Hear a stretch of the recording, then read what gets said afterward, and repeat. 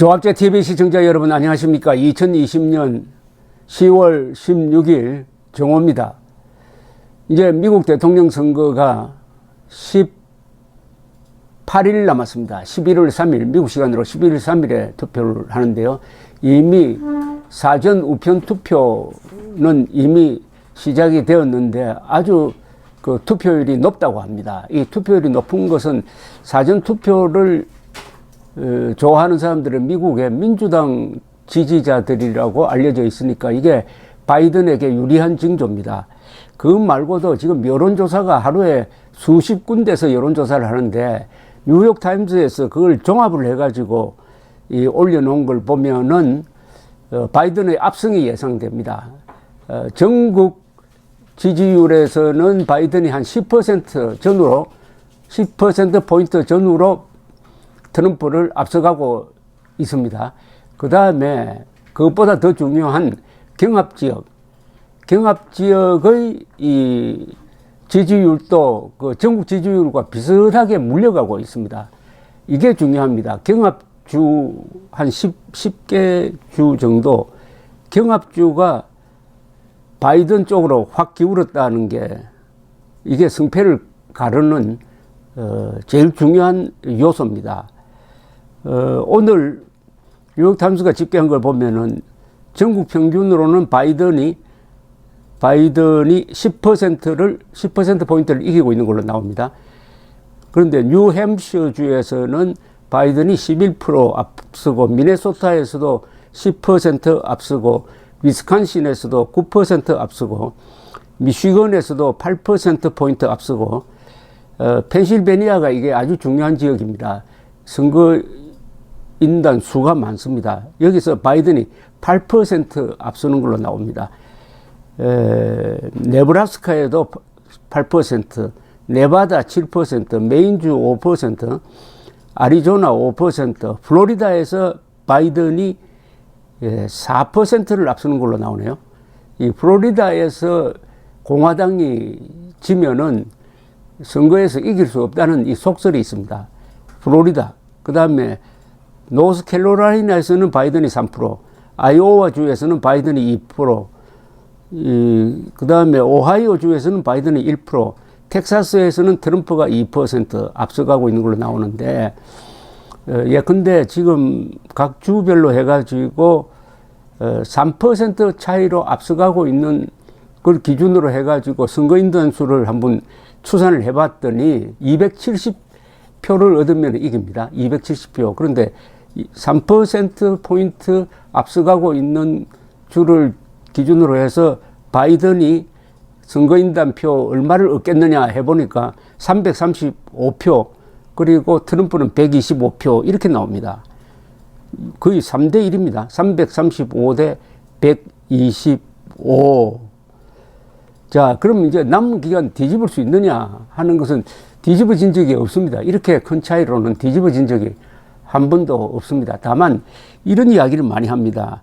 2016년에도 힐러리 클린턴이 당선된다고 봤지 않느냐. 그때도 여론조사가 잘못된 것 아니냐.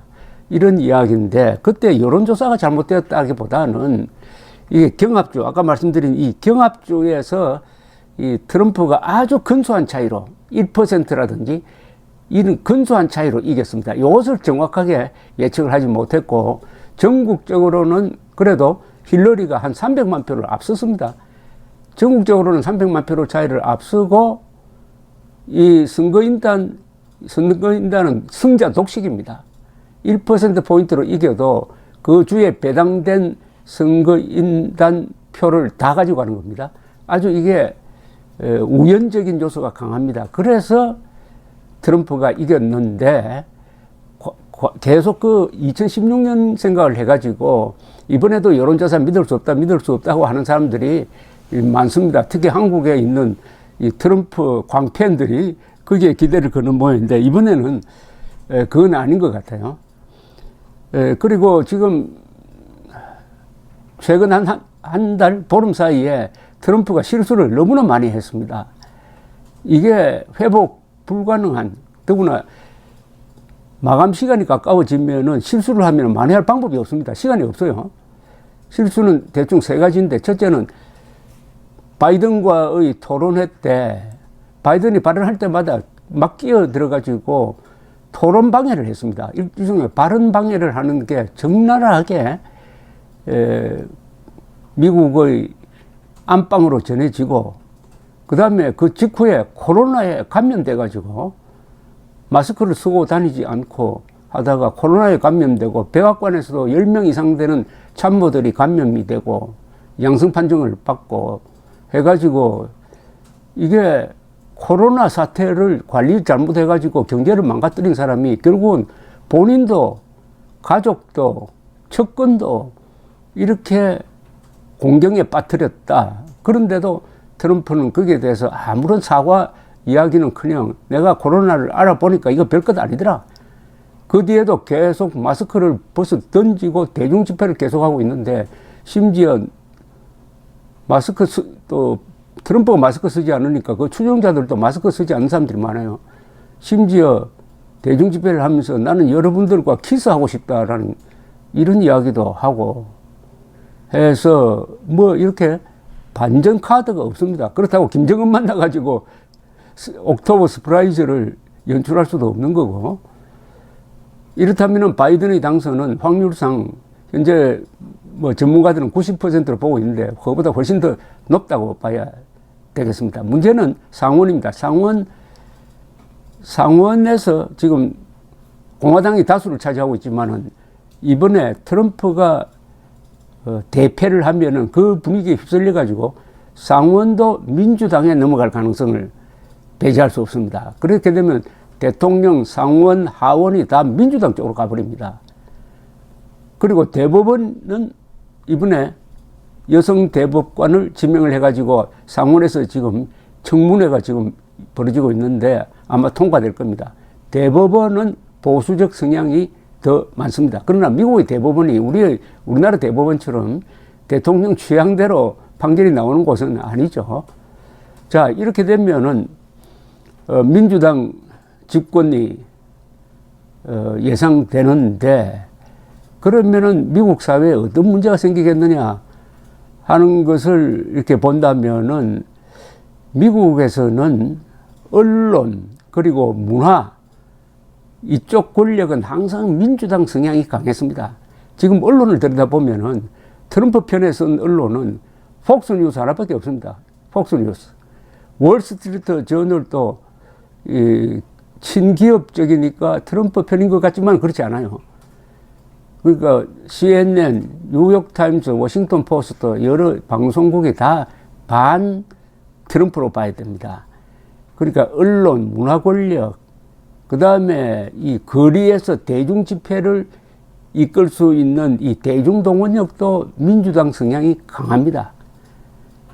그런데 만약 이번에 대통령, 상원까지 가져가 버리면은 완전히 권력을 독식하게 될 겁니다.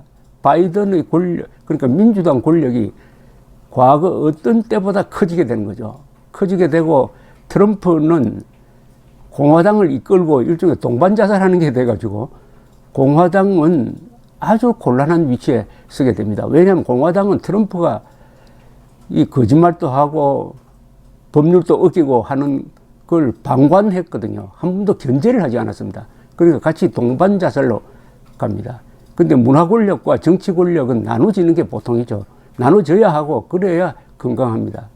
근데 이게 한 손에 딱 들어가면은 미국에서 아마 여러 가지 또 문제가 생길 거라고 생각을 합니다. 저는 트럼프에 비판적이지만은 이 민주당에 대해서도 상당히 비판적인 것은 특히 미국 역사에 대한 수정주의적 노선을 지금 취하고 있습니다. 민주당과 그 지지 세력이 심지어 미국의 독립선언서를 만든, 그리고 미국 독립정신을 이렇게 정착시킨 토마스 제퍼슨까지도 당시에 노예를 부렸다 해가지고 토마스 제퍼슨 규탄 운동이 일어나는가 하면은 미국 대통령 중에서 아주 인기가 있는 시어도어 루즈벨트 대통령이 인종차별주의자였다 해가지고 뉴욕의 무슨 미술관 앞에 있는 동상을 철거하겠다고 그러고, 그 다음에 남북전쟁 할 때 남북군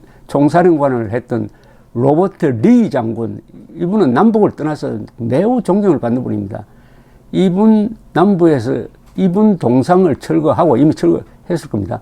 철거하고 해가지고 역사를 흑인 또는 유색인종 시각으로 과거 역사까지 재구성하려고 하는, 이게 한국에서 지금 일어나고 있는 좌파의 대한민국 건국사 부정하고 똑같은 일이 벌어지고 있습니다. 이게 어떻게 될 거냐. 그리고 아무래도 이 법과 질서는 공화당이 지키는데 민주당이 법과 질서를 제대로 다루지 못한다면은 살인 발생률이라든지 이런 게 더 늘어나지 않을까 하는 생각도 들고요. 문제는 결국 이번에 트럼프는 이 코로나로 심판받는 겁니다. 그런데 이 트럼프에 있어서 더 큰 악재는 최근 한 일주일 사이에 미국에서 코로나 발생자가 더 많아지고 있습니다. 하루에 지금 800명씩 죽고 있습니다. 지금 세계에서 빅3가 있습니다. 800명, 1000명 하루에 이런 사망자가 나오는 곳이 세 나라인데, 첫째는 미국이고 두 번째가 인도고 세 번째가 브라질입니다. 이게 빅3입니다.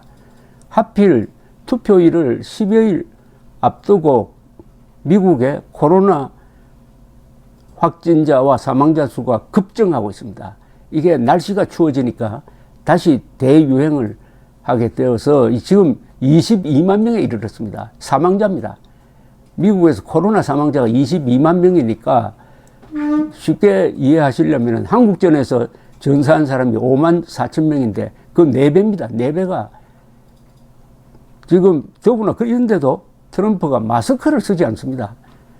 마지못해 요새는 마스크를 쓰는데, 마스크를 쓴 부하가 회의장에 나오면 마스크 벗으라고 막 신경질을 냈다는 것 아닙니까? 그러다가 본인이 결국 걸려버리고, 마스크를 썼더라면은 미국의 사망자는 반으로 줄일 수 있었을 것이라는 이야기까지 나오고 있습니다. 자, 이제 우리는 미국 선거를 우리의 기준으로 살펴봐야 되겠죠. 우리의 기준은 두 가지입니다. 세계 보편적 기준은 자유입니다. 자유를 지킬 수 있는 사람이 누구냐? 세계의 자유민을 대표하는 사람이 누구냐? 트럼프는 최소한 아니죠. 트럼프는 세계의 독재자들하고 친하고 독재자들 앞에서는 작아지는 사람입니다. 푸틴, 에르도안, 사우디아라비아의 왕세자라고 했죠. 왕세자. 그리고 김정은이 이런 사람들에게 인권을 들이대지 못하는 사람입니다. 세계 인권을 지키는 하나의 보루 역할을 스스로 포기해버렸습니다. 동시에 동맹관계도 약화시키고 있습니다. 그 다음에 우리의 국익으로 본다면 남북관계에서 바이든이 우리한테 유리하느냐, 트럼프에게 유리하느냐. 트럼프는 이미 남북관계를 완전히 망치고 말았습니다. 김정은을 마치 몰아낼 것처럼 하다가